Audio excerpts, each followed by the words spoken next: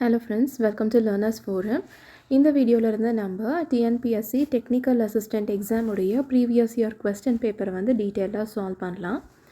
So first question, Synchroscope device is a electro-dynamometer type or அப்படின்னு நமக்கு ஆப்ஷன்ஸ்ல பார்த்தீங்கன்னா moving coil type, power factor meter, moving iron type அப்படி கொடுத்திருக்காங்க.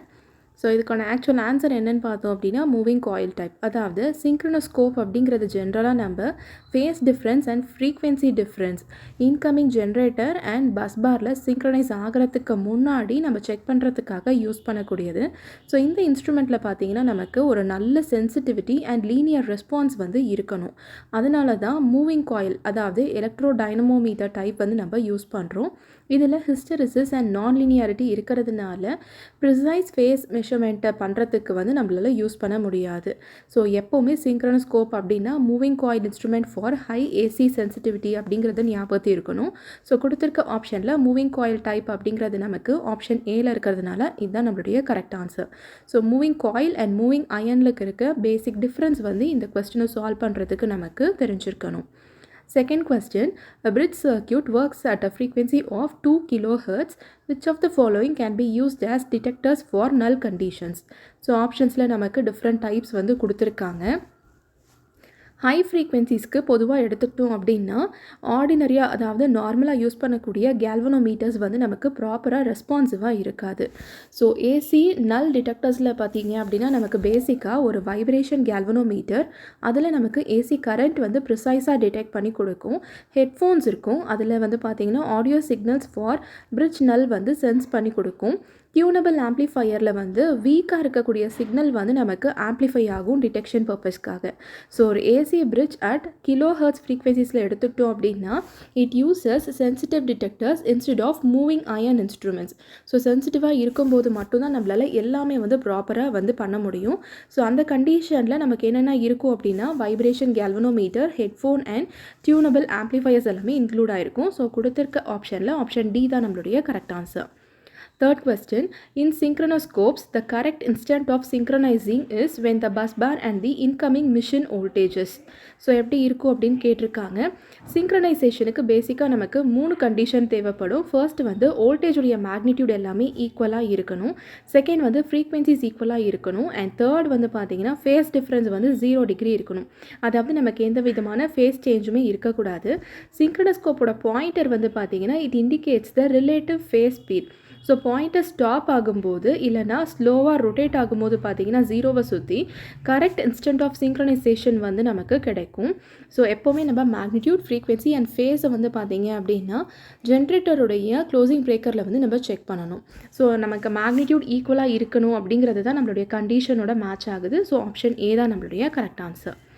Next example of absolute instrument is ammeter, voltmeter, tangent galvanometer, energy meter கொடுத்துருக்காங்க.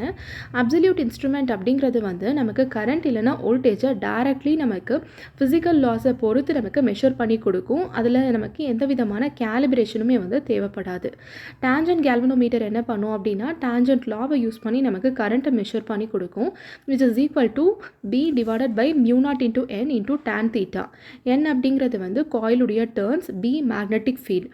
So ammeter to volt மீட்டரில் பார்த்தீங்க அப்படின்னா நமக்கு கேலிப்ரேஷன் வந்து தேவைப்படும். அதனால தான் இதை வந்து பார்த்திங்கன்னா செகண்டரி இன்ஸ்ட்ருமெண்ட் அப்படின்னு சொல்லுவோம். ஸோ அப்சல்யூட் இன்ஸ்ட்ருமெண்ட் வந்து ரொம்ப ரேராக நம்ம யூஸ் பண்ணக்கூடியது. ஒரு லேபில் வந்து டெமான்ஸ்ட்ரேஷன் பர்பஸ்க்காக தான் நம்ம வந்து இது யூஸ் பண்ண முடியும். ஸோ கொடுத்துருக்க ஆப்ஷனில் பார்த்தீங்க அப்படின்னா டேஞ்சன்ட் கேல்வனோமீட்டர் அப்படிங்கிறது நமக்கு ஆப்ஷன் சியில் இருக்குது. இதுதான் நம்மளுடைய correct answer. Next precision is defined as.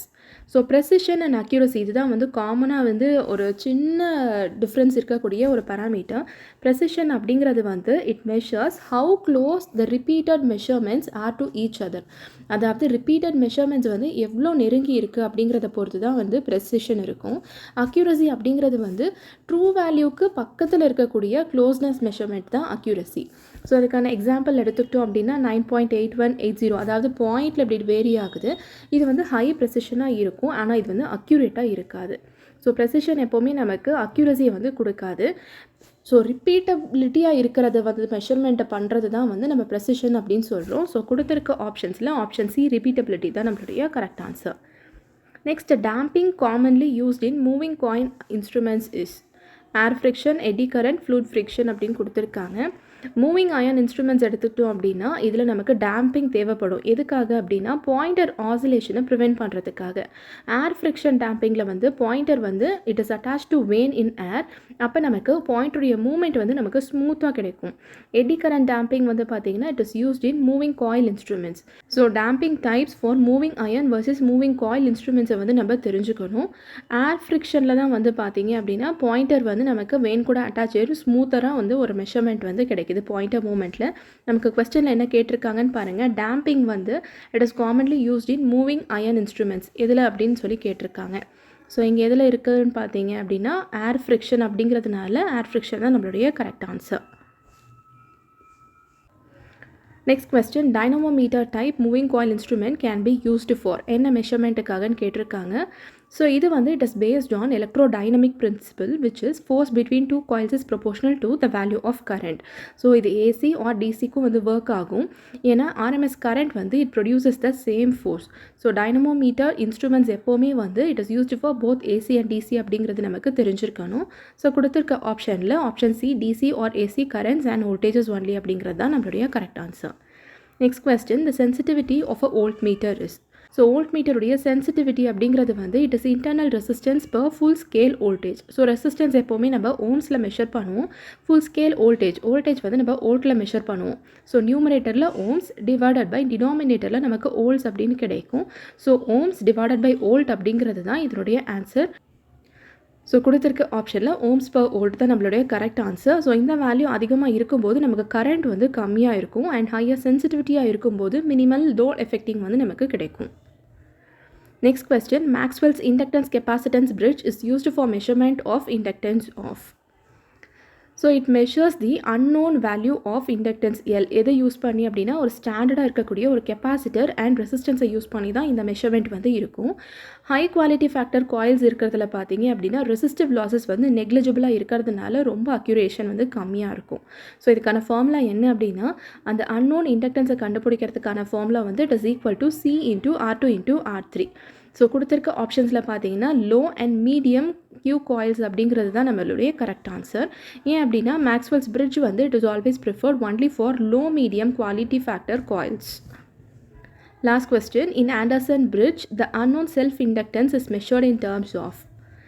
So Anderson bridge அப்படிங்கிறது வந்து மேக்ஸ்வெல் பிரிட்ஜுடைய ஒரு சின்ன மாடிஃபிகேஷன் தான். அப்போ தான் நமக்கு ப்ரிசைஸ் மெஷர்மெண்ட் வந்து கிடைக்கும். இதில் நம்ம தெரிஞ்ச வேல்யூ ஆஃப் கெப்பாசிட்டர் அண்ட் ரெசிஸ்டன்ஸை யூஸ் பண்ணி தான் நமக்கு தெரியாத வேல்யூ ஆஃப் இண்டக்டன்ஸை வந்து நம்ம கேல்குலேட் பண்ணுறோம். So formula R2 into R3 into C1. So bridge ஸ்பெசிஃபிக்காக வந்து இந்த வேல்யூ வந்து இருக்கும். ஹை அக்யூரசி இண்டக்டன்ஸ் மெஷர்மெண்ட்டுக்கு பார்த்தீங்க அப்படின்னா இந்த டைப்பை நம்ம ப்ரிஃபர் பண்ணுவோம். ஸோ இதுக்கான மெஷர்மெண்ட் இதில் எதை டிபெண்ட் பண்ணியிருக்கு, R and C வேல்யூ, அதாவது ரெசிஸ்டன்ஸ் அண்ட் கெப்பாசிட்டன்ஸ். ஸோ கொடுத்துருக்க ஆப்ஷனில் ஆப்ஷன் ஏ தான் நம்மளுடைய கரெக்ட் ஆன்சர்.